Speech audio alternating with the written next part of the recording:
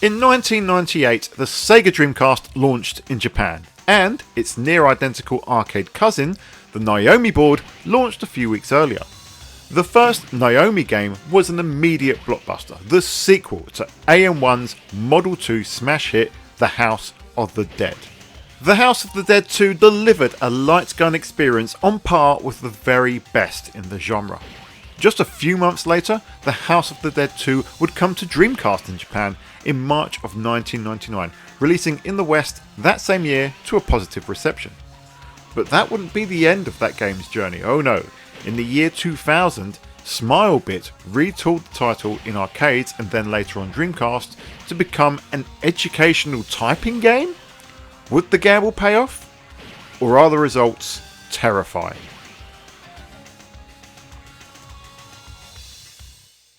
The typing of the Dead initially seems to do very little to change the original game, at least from a visual perspective.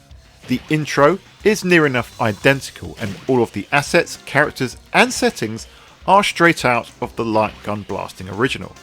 That is, until the main player cast appear on screen, and you may actually just fall off your chair laughing at the ridiculous sight of the game's heroes swapping their pistols for keyboards which are attached to Dreamcasts that look like proton packs. And that's just a flavour of the silliness to come. The typing of the Dead feels almost like a mod of The House of the Dead 2. At first glance, the presentation is the same, and structurally, it's the same game. The menu is almost identical, using the same fonts and design with both arcade and original modes present. Even the option screen is largely as before, with the only real difference being the lack of any gun calibration settings and an extra option based on word size.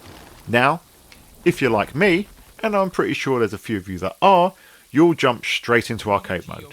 Once the game begins, everything starts in much the same way as the original The House of the Dead 2 light gun game.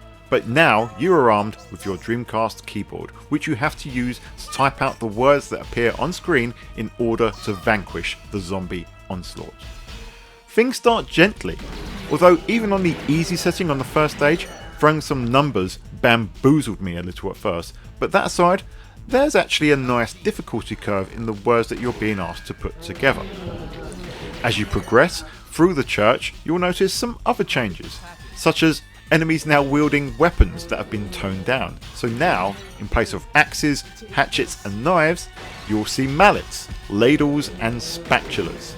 And this is because the typing of the Dead is actually a deeply unserious game. The words that you're being asked to type to fend off the zombie hordes range from the random to downright inappropriate. And there's certainly something amusing about typing things like briefs or horror show, or even smeghead when mowing down zombies, or even typing down have a nice day when you're fighting the game's first boss. Once you best the first stage's guardian, you're sent all the way back to the stage select screen. Now this is something that I didn't mention previously before you start arcade mode. When you start arcade mode, you're given the option of either playing the training mode or the story mode. We'll come back to the training mode a little later, but the story mode allows you to select which stage you want to start your touch type adventure, with only the final stage locked and awaiting completion of the others before you can progress. It's actually a very nice touch being able to play these stages in any order, and it helps mix things up a bit, because yes, although the gameplay is clearly radically different, the story, music and visuals are all things that you'd seen before in The House of the Dead 2.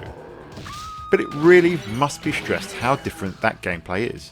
This is, after all, no mere mod, and while the game and its content may actually seem identical on first impression, in reality the enemy behaviour and the design has been altered significantly in order to best facilitate the updated control inputs. Enemies, for example, now move a little bit slower.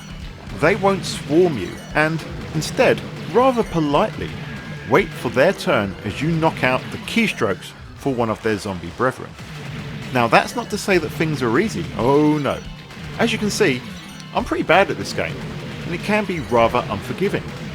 Enemies launching projectiles are particularly problematic, and their single character deflection prompt can be difficult to manage between typing the words of the enemies that threw them or the ones getting right in your face. Similarly, the bosses can also be a significant challenge.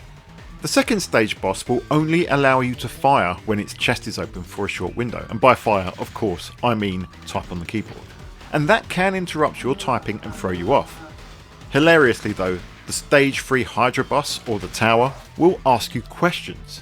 Now the reason for this is that in the House of the Dead 2, you had to shoot the correct Hydra head just as it signalled it was coming in for an attack.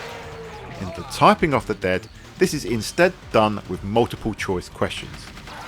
What can't you buy in a store? Is the question. Well, we can't actually buy shotguns here in the UK either, but I suppose plutonium is the more outlandish option. As a game, it's a fresh and challenging take on the House of the Dead 2, but it's not really a proper game, is it? In fact, the Typing of the Dead is more of an educational tool. The additional options in the menu underline this with a fully featured tutorial mode teaching you the basics of touch typing. If you don't touch type, this serves as a really nice introduction, and the steps here are actually well thought through and well displayed, and are taught well through the tasks that it puts you through. That said, the voice acting in these sections is unbearably bad, even worse than the main game, and the strange inflections or lack thereof make this sound like some sort of AI text-to-speech script. Keep touching those little marks on the F and J keys. Considered as an educational or training software package first and foremost, this is actually a fantastic piece of software. It achieves exactly what it sets out to do, and does so by co-opting an existing game and delivering the training in an entertaining way. Now sadly, we never got to play this game in Europe on our Dreamcast. For whatever reason, most likely the plethora of languages in the PAL region, the Dreamcast title remained in the US and Japan only. I myself got my hands on the Japanese version, and to be honest, it's still very playable for English speakers. In the menu, you have a choice of inputs, and words are displayed in both the Japanese alphabet and the Roman alphabet. The words themselves aren't English and are instead Romanized Japanese words, or Romanji as I believe some call it. So it makes things a little bit more challenging, but the game is indeed fully playable. I was actually able to make my way through the arcade training mode with little bother. Now the training mode is a nice little prelude to the full story or arcade mode that comes after. The training mode itself doesn't allow you to fail, so you have infinite lives, but it is driven by a clock, so you have limited time to make your way through the scenario. That said, the difficulty curve is perfectly pitched, allowing players to perfect their touch typing skills before they start the main game. So if you are a gamer that does love to own their games physically, the Japanese version is the more common and the cheaper of the two Dreamcast releases. And of course, you will need one or maybe two of these lovely Dreamcast keyboards to go with it. That said, you can also play this on PC. The original Typing of the Dead, i.e. the one based on the House of the Dead 2, isn't available in digital stores now, so I can't comment on the compatibility. You can instead play the less kid-friendly The House of the Dead Overkill on Steam, but that one is heavier on the comedy than it is on education. The Typing of the Dead on Dreamcast actually ticks so many boxes. It's educational and it's entertaining. It's challenging, yet it's set out in a way that teaches you through various means rather than just punishing you for failure. If you want to improve your typing, or if you just want to experience AM1's classic arcade game in a different way, the Typing of the Dead has something for you, and it can even be played with a second player, though you will need two keyboards to do so. Nevertheless, for a silly, spooky, sensational game experience, there's nothing else really quite like it. If you've played the Typing of the Dead, we'd love to hear from you in the comments below or on the Sega Guys Discord. And if you've enjoyed the video, please give us a like and a subscribe, as that really helps the channel. And hit that bell for notifications to stay on top of all future Sega Guys content, including our fortnightly podcast. And if you want to be extra mega, why don't you become a member with a bunch of awesome perks from as little as 99p. But that's all for today. Until next time, this has been Dan the Mega Driver of the Sega Guys, and we will see you on the Sega side.